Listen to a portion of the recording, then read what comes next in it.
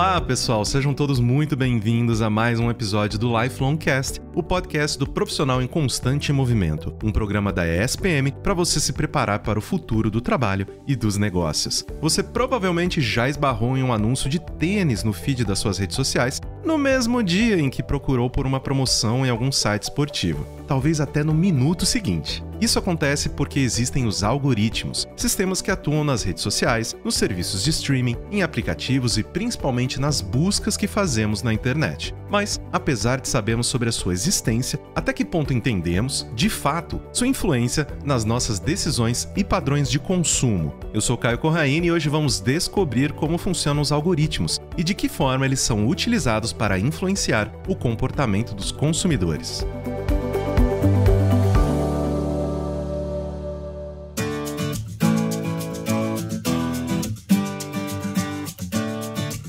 Para falar sobre esse tema polêmico, eu chamei para participar desse episódio o Flávio Marques Azevedo, que é coordenador do curso de Sistemas de Informação da ESPM. Seja muito bem-vindo ao Lifelong Cast, Flávio. Muito grato pelo convite e pela participação desse assunto tão interessante que é falar sobre algoritmos. Justamente um assunto que agora ele permeia toda a nossa vida, né? É uma coisa que às vezes a gente nem percebe, mas está aí no nosso cotidiano, a gente sendo bombardeado pelas ações dos algoritmos. Mas então, para começar, eu queria te perguntar justamente o que são esses algoritmos e como que eles funcionam. Bom, eu vou falar primeiro uma versão assim um pouco mais acadêmica, em que o significado de algoritmos é uma sequência de passos finita que a gente utiliza para resolver um problema. Esse problema, ele pode ser simples ou pode ser complexo. Por exemplo, se eu tiver que trocar uma lâmpada, eu tenho uma sequência de passos para trocar essa lâmpada. Então, pegar a escada, subir a escada, tirar a lâmpada, colocar uma nova e depois acender. Isso é um algoritmo. Mas nem todo algoritmo, vai me dar origem a um software. O software, por sinal, eu tenho que obrigatoriamente ter um algoritmo que realmente seja utilizado para fazê-lo. Então, essa é a grande diferença. Os algoritmos podem ser textuais. Eu pego esses algoritmos textuais, a gente chama de pseudolinguagem, Eu posso fazer um algoritmo em português estruturado e depois eu transformo ele em software. É isso que mais ou menos a gente tem como a diferença entre o algoritmo e um software que é gerado por meio deles. Perfeito. E justamente nessa questão de como os algoritmos estão presentes na nossa vida, que é uma coisa que a gente mencionou até na abertura do programa, de que no nosso dia a dia de navegação na web, várias coisas a gente, justamente, peraí, apareceu uma promoção que parece perfeita para mim, como isso é possível? Então, onde que esses algoritmos estão presentes e mais fazem parte da nossa realidade hoje em dia? Bom, a gente percebe muito a presença dos algoritmos quando a gente faz, por exemplo, uma navegação em um determinado site e a partir daquele instante a gente não sabe, mas os dados estão sendo coletados a partir do momento que você navega pelas páginas. E a gente tem os tais algoritmos que, por exemplo, podem utilizar modelos preditivos, fazer uma previsão, e eu consigo, com esses modelos, fazer uma espécie de sistema de recomendação. Ou vocês acham que, quando eu assisto muitas séries no Netflix, a próxima série não vai haver uma recomendação para mim? Então, os algoritmos estão absolutamente em todos os lugares, Exatamente. E eu acho que é interessante também a gente mencionar justamente algumas facilidades, Eu acredito que sempre exista uma troca, Nós estamos oferecendo várias informações justamente pela comodidade de algumas dessas ofertas, do algoritmo, por exemplo, o meu algoritmo do Spotify, eu não deixo ninguém encostar no meu Spotify, porque ele está perfeitamente sincronizado para o meu gosto musical. Um dia teve uma festa de fim de ano que usaram meu Spotify, ficou El Chan aparecendo nas minhas playlists durante meses. E eu fiquei uma jararaca, assim. Então, justamente, como o Flávio mencionou, eles estão capturando informações nossas para justamente nos oferecer, seja produtos, seja coisas do nosso interesse. Mas uma dúvida que é sempre muito pertinente, aquela coisa que a gente sente até um pouco de medo, de estar vivendo nesse nosso futuro, de esse sistema, eles estão nos ouvindo nos nossos smartphones? Eu tenho que me preocupar com isso? Olha, para que isso aconteça, a gente precisa dar a permissão. Então, se você usa um app como o Waze, como o Google Maps, você precisa dar permissão para que, por meio de voz, ele entenda, processe e utilize a aplicação. Isso não significa que você pode ser hackeado, para que algum aplicativo malicioso possa escutar aquilo que você esteja falando. Então a gente tem que tomar bastante cuidado. Eu sempre falo que o ponto de vulnerabilidade é no gargalo mais fraco. Às vezes é no usuário, porque ele tem um desconhecimento desse fato. Então, para tudo a gente precisa dar permissão. Caso isso não aconteça, muito provavelmente esse aparelho foi hackeado e a partir daí tudo é possível. É como se eu estivesse invadindo uma câmera IP, uma câmera que eu consigo observar toda a transmissão, e a partir daí eu consigo controlar essa câmera. Então isso pode acontecer sim, mas com a nossa permissão. Caso contrário, é uma vítima de uma possível fraude futura. Então, a gente já mencionou um pouco, né, de uma maneira mais teórica, como os algoritmos funcionam, as implicações disso. Eu queria lhe questionar agora, justamente falando de uma maneira um pouco mais efetiva, de que maneira o algoritmo pode influenciar na nossa vida. Porque justamente nos exemplos, né, que eu levantei, de uma compra que você vai fazer, um cupom de desconto, o próximo, né, entretenimento que você vai consumir, quais outras maneiras assim que a gente tem justamente dos algoritmos influenciando na nossa vida? Bom, a gente está gerando dados a todo instante e isso faz com que os meus modelos sejam alimentados, e a palavra alimentar, na verdade, é coletar esses dados e eu consigo colocar num modelo para poder prever o próximo passo. É um modelo preditivo. É aí que entra a tal inteligência artificial, que é a bola da vez. O falar em inteligência artificial faz com que eu tenha inteligência nessa parte para que eu tenha uma tomada de decisão. E eu tenho, hoje, uma mudança no comportamento do consumidor. Inclusive, surgiu uma ciência chamada Shopology, que justamente começa a identificar uma mudança de comportamento do consumidor, principalmente com essa questão aí de geração de dados. Como eu vou fazer isso? E eu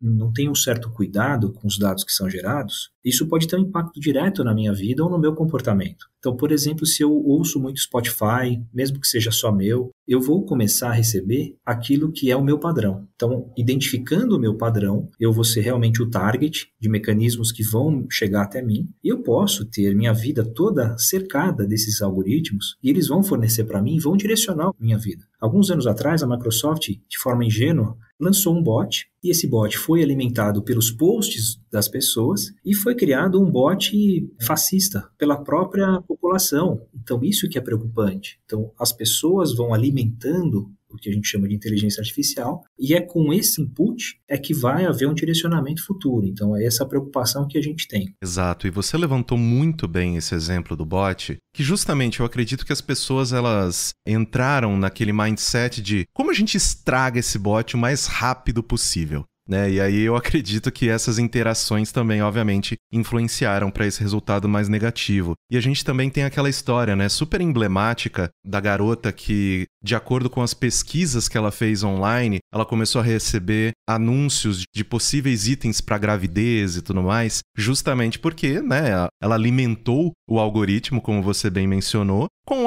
peraí, eu estou sentindo enjoo, ou, meu ciclo menstrual está atrasado, não sei o que tem. E aí o algoritmo entendeu, poxa, essa pessoa está grávida, deixa eu oferecer carrinho de bebê, deixa eu oferecer fralda e tudo mais. E foi meio que uma surpresa, né? Eu acredito que para a família dela, porque eles ainda não haviam discutido sobre isso no âmbito familiar. E uma coisa que você mencionou também em relação ao Spotify, e que eu também brinquei antes, né, de que quando mexeram no meu algoritmo, eu fiquei bem bravo. Infelizmente também tem o lado negativo de ele entende tanto o que eu gosto que ele me impede de conhecer coisas novas. Então ele tira esse ineditismo da vida, né? Que, querendo ou não, todo ineditismo ele traz um pouco de atrito. Peraí, eu realmente gosto disso aqui? Eu tô entendendo isso aqui? E o algoritmo ele te oferece justamente uma coisa que ele tem quase certeza de que você vai aproveitar. E justamente nessa toada, eu queria lhe perguntar o seguinte, né? De que é o algoritmo que manda na gente ou a gente que manda no algoritmo, né? É real essa história de educar o algoritmo? De certa forma, quando eu tô brincando com o meu Spotify, eu tô falando pra ele o que eu gosto de ouvir? Ou no fim do dia, ele que tá me falando, olha, você gosta disso aqui? Olha, primeiro aquilo que você mencionou de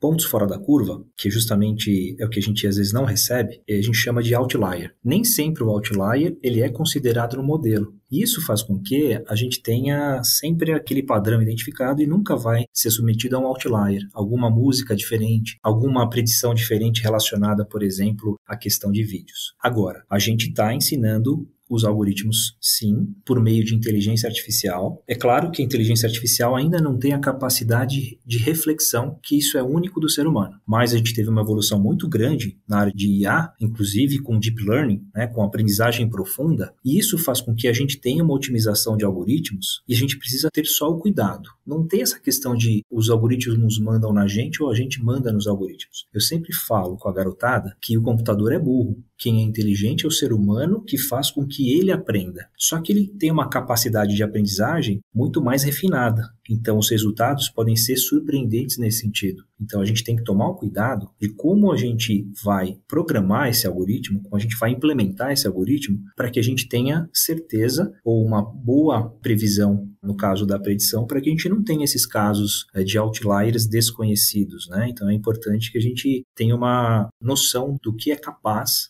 né, a partir do momento que eu coloque esses algoritmos usando, né, a inteligência artificial. Baseado no que você mencionou, eu até brinco que eu gosto de assustar o meu algoritmo de vez em quando, consumindo algumas coisas muito diferentes do que é o meu comum, só para ele ficar esperto. Eu não sou só essa caixinha que você tá me colocando, não. Pera aí, deixa eu tocar uns filmes iranianos, deixa eu tocar umas bandas francesas. Fica esperto aí, filhão. Porque, né, vamos ver quem que tá no controle mesmo. Mas você disse uma coisa legal. Colocar algo que pro algoritmo é algo inédito, algo que é fora do padrão, ele vai identificar se você simplesmente quis brincar no sentido de deixar pouco tempo. Então, vou deixar pouco tempo, aí eu continuo com grande volume. Isso ele vai entender também que você buscou algo diferente, mas que ainda não, né, você não gosta, que é fora dos seus padrões. Então, isso é legal, que dá pra gente também programar isso. Finalizando então, querido, poxa, muitas informações muito importantes justamente para que a gente utilize esses sistemas, essa inteligência e a gente alimente os nossos algoritmos de uma maneira que eles realmente, né, nos ajudem no desenvolvimento, né, da nossa vida, nos nossos gostos e do nosso cotidiano. Eu queria finalizar com aquela questão que eu acho que é intrínseca de todo esse assunto, né? Se as pessoas devem ter medo dos algoritmos, que nem você acabou de mencionar, o computador é burro, as pessoas que realmente, né, estão aí desenvolvendo os sistemas e nós que estamos alimentando esses sistemas é que temos a inteligência, temos o discernimento para definir o que é certo ou errado, o que é correto ou não. Mas ainda assim, de acordo com a maneira com que a tecnologia vai se desenvolvendo todos os dias, a gente precisa ter algum tipo de receio em relação a isso? Medo ou receio são palavras muito fortes, mas a gente tem que entender sobre a credibilidade da empresa que está por trás. Isso é importante. Em muitos casos, quando a gente tem acesso ao código-fonte, dá para ter a certeza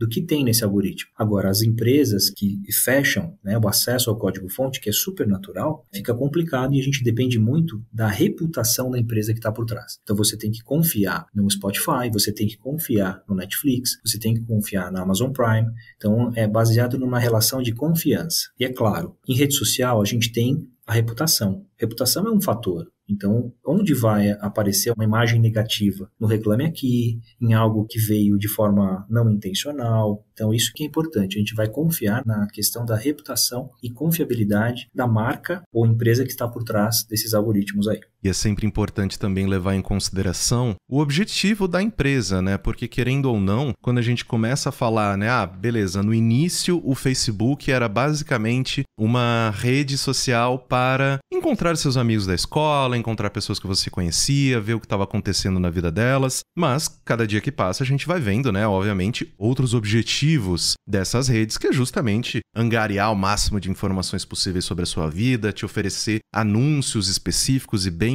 centrados no que você já tem como rotina de consumo. Então é sempre importante a gente, não é ter medo, é ter cuidado, né? Se a gente for levar isso em consideração, né? A palavra cuidado realmente faz toda a diferença. As pessoas não conhecem, às vezes, tecnicamente, então elas precisam entender, né, o quão seguro ou como é se portar de forma segura. É tomar um certo cuidado com os acessos em redes abertas de Wi-Fi, em hotspots de aeroportos, restaurantes. Isso é um super cuidado que tem que se ter. E, de outro lado, é importante que você não forneça os dados pessoais e, ao mesmo tempo, quando vai fazer uma marcação, não faça ao vivo. Coloque que você esteve no lugar, deixe isso para depois, porque pode acontecer algum problema e você nem percebeu. Fala, mas como é que descobriram que eu estava em tal lugar, em tal horário? Porque você forneceu esses dados e tem muita gente, né, atrás desses dados para o lado do bem e para o lado do mal. Então essa linha é muito tênue, né, do que é para o bem e do que é para o mal. Professor, muito obrigado pela sua contribuição. Eu acredito que é sempre importante a gente ter essas discussões mais aprofundadas sobre os algoritmos, né, de que, querendo ou não, a gente sempre fala, né, de que a tecnologia, ela não tem viés. As pessoas desenvolvendo a tecnologia têm. Então, muito obrigado pela sua participação aqui no nosso programa. Muito grato, Caio, pelo convite e pela participação. Até breve.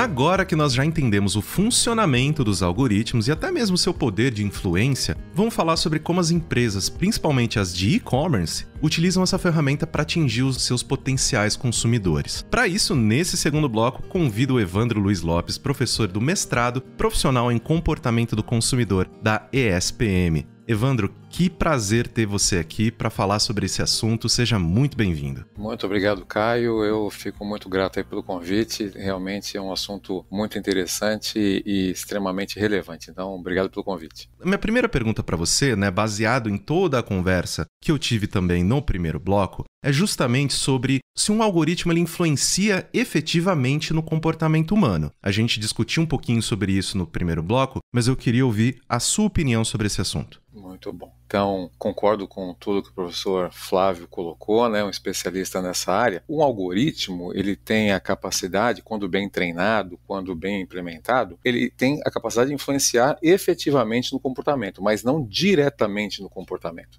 Se a gente pegar a perspectiva de processo de decisão de compra, a literatura, a academia já mapeou todos os gatilhos que acontecem antes da gente ter um comportamento de compra. Então, a gente tem que ter uma atitude positiva, a atitude é um afeto, então eu tenho que gostar. Então, eu vejo uma marca, eu vejo um produto, eu vejo uma proposta de negócio, então, olha, isso faz sentido para mim, então eu tenho que gostar. A minha atitude pode se transformar numa intenção comportamental. Da próxima vez que eu for comprar um produto dessa categoria, eu vou comprar esse daqui que eu estou vendo nessa propaganda, nessa chamada, nesse e-mail marketing, nesse banner, enfim. Então, a atitude se transforma numa intenção e isso pode virar um comportamento. Então, quando a atitude é positiva em relação a uma marca ou uma proposta de valor que uma empresa ou uma marca me oferece, essa atitude provavelmente se transforma numa intenção positiva e essa intenção positiva se transforma num comportamento positivo. Então, o algoritmo ele vai trabalhar na minha atitude. Eu vou gostar daquela proposta, daquela oferta, daquele produto, daquela oportunidade e isso me leva a um comportamento positivo lá no final da cadeia.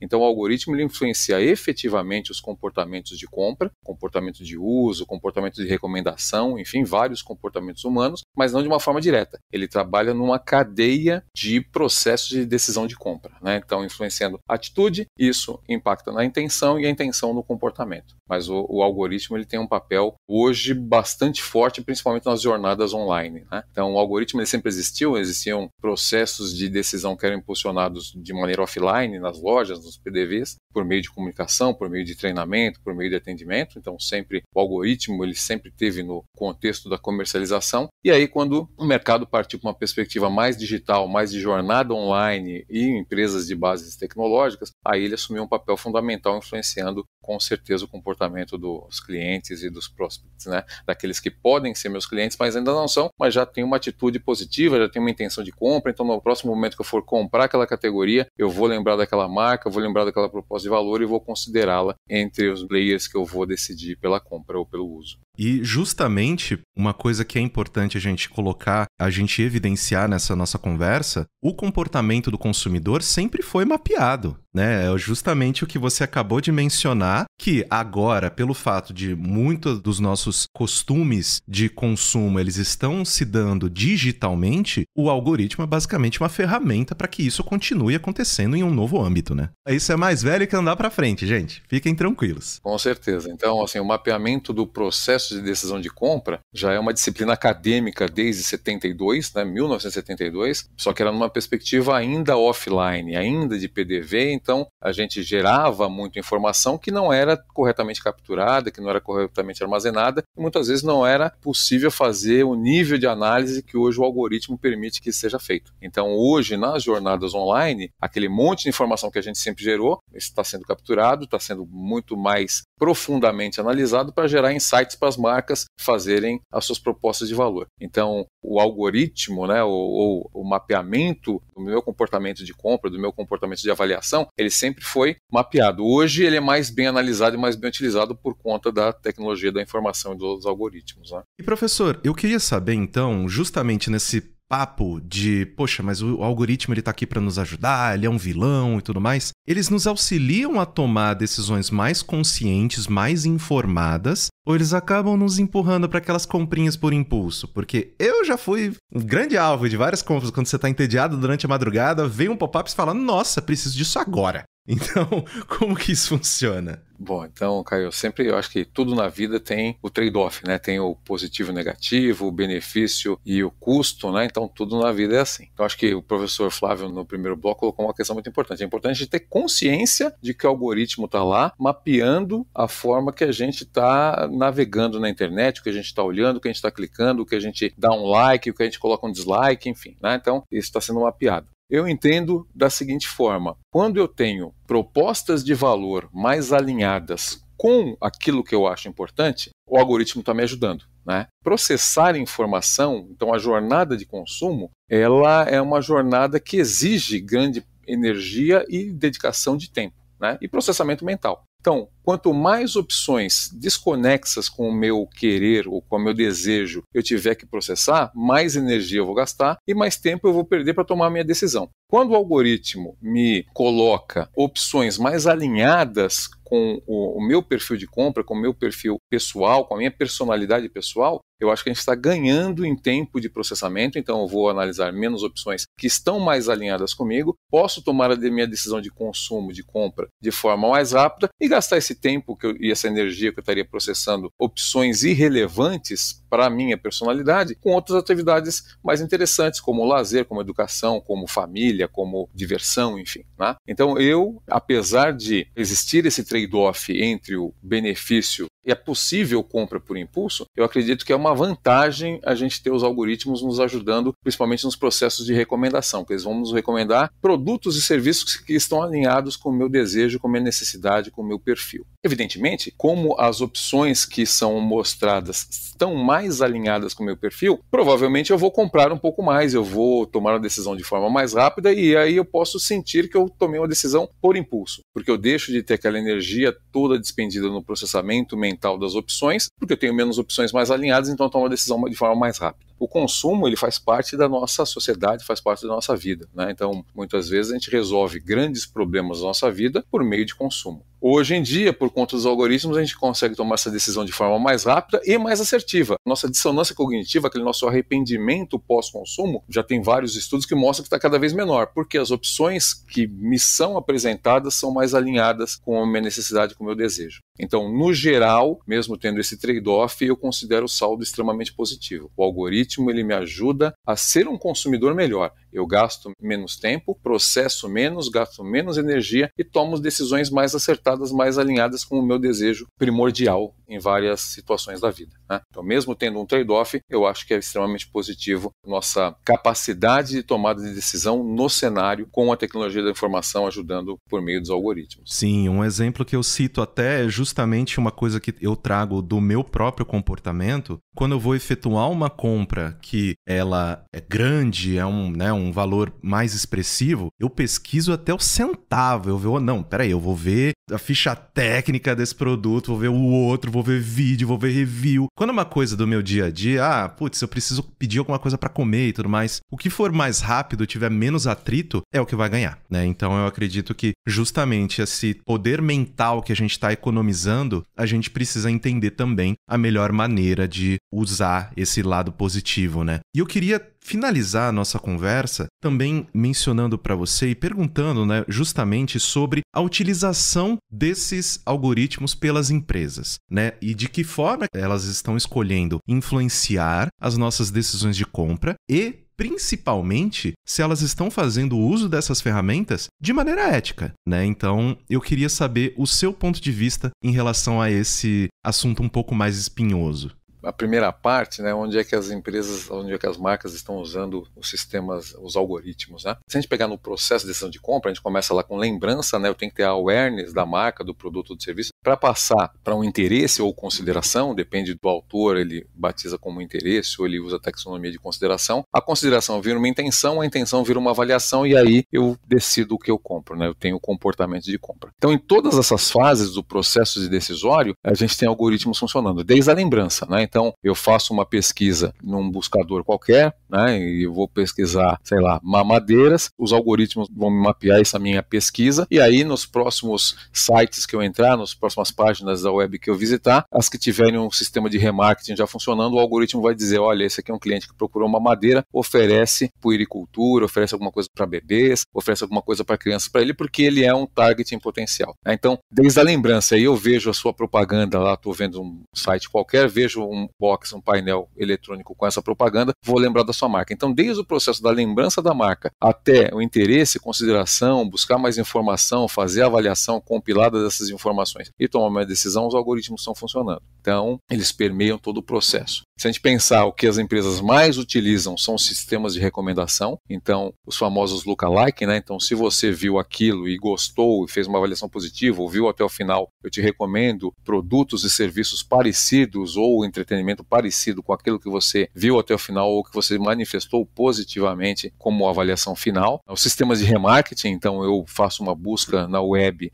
meu próximo histórico de navegação, eu vou receber inputs dessas categorias que eu fiz a consulta prévia, então sistemas de remarketing são muito utilizados, e até alguns ajustes de critério, né? Então, não é incomum uma marca fazer um ajuste de um produto, uma customização de um produto, ou o mesmo preço, para levar você para o final da jornada do consumo, que é efetivar a compra. Então a gente, sei lá, a gente vai buscar muitos preços de passagem. Muitas vezes a marca vê que você está fazendo aquela busca de forma intencional e consistente e frequente, ela te faz uma oferta de valor, uma proposta mais interessante para você comprar com ela e não com seu concorrente, né? Então, esses ajustes de critério, inclusive de preço, de customização, também são cada vez mais utilizados. E com certeza os modelos preditivos, né? E isso a gente é muito traduzido pelas assinaturas, né? Então hoje muitos sites de e-commerce eles estão oferecendo uma vantagem ou em desconto, ou em formas de pagamento, ou em brindes, se você faz uma assinatura de um serviço. Por quê? Porque isso faz sentido. Eu já mapeei que você tem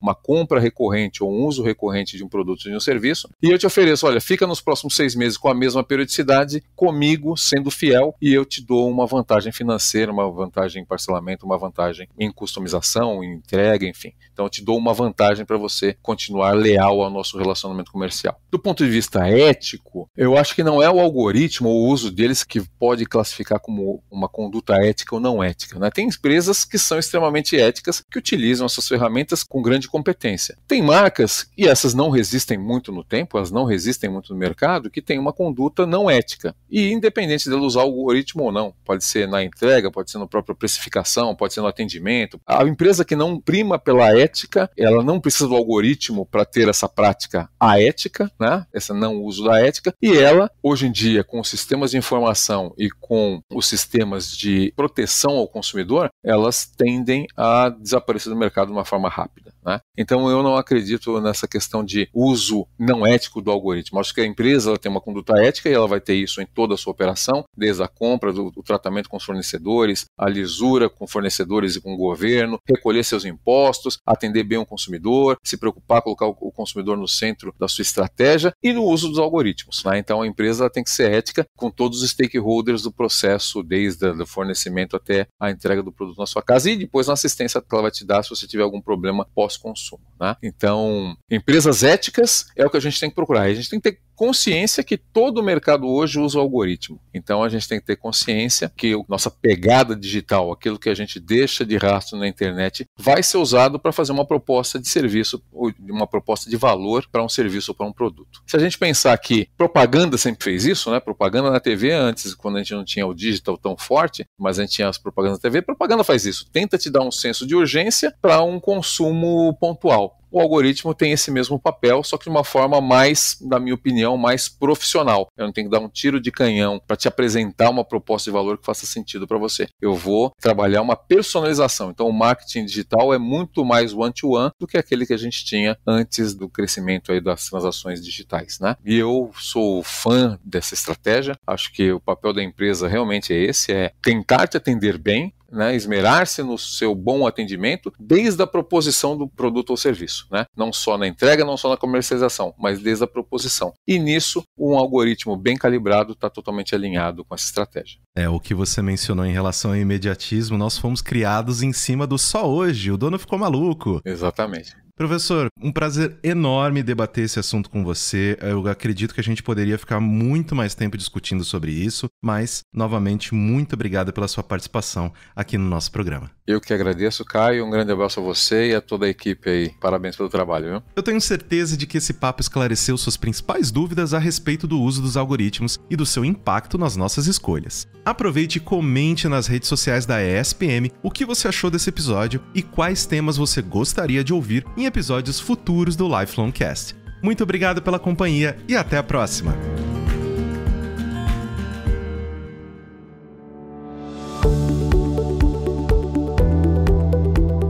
Lifelong Cast é produzido pelo Núcleo de Conteúdo da ESPM em parceria com a Maremoto. Eu sou Caio Corraine, host do programa, e trabalhei junto com essa equipe. Concepção, curadoria e produção executiva, Jorge Tarquini e Felipe Oliveira. Roteiro, Daniel Miller e Maíra Alfradique. Produção, Danilo Santana Silva. Edição